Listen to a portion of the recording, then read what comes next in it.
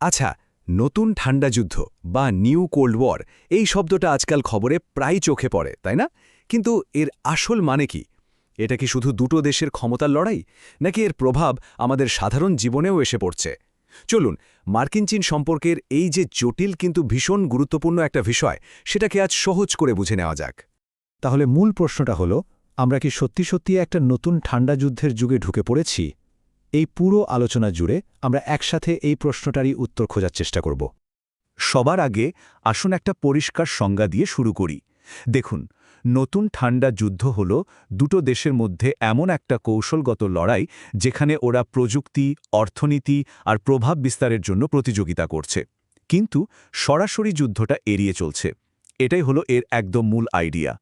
এই বিষয়টা পরিষ্কারভাবে বোঝার জন্য আমরা কয়েকটা ধাপে এগোব। প্রথমে জানব এটা আসলে কি, তারপর দেখব লড়াইয়ের মূল ময়দানগুলো কোনগুলো। আমরা পুরনো আর নতুন ঠান্ডা যুদ্ধের মধ্যে পার্থক্যটাও বোঝার চেষ্টা করব, আর এর পেছনের আসল কারণগুলো কি সেটাও খুঁজে বের করব। আর সবশেষে একটা ছোট্ট কুইজের মাধ্যমে যা শিখলাম তা একবার ঝালিয়ে নেব।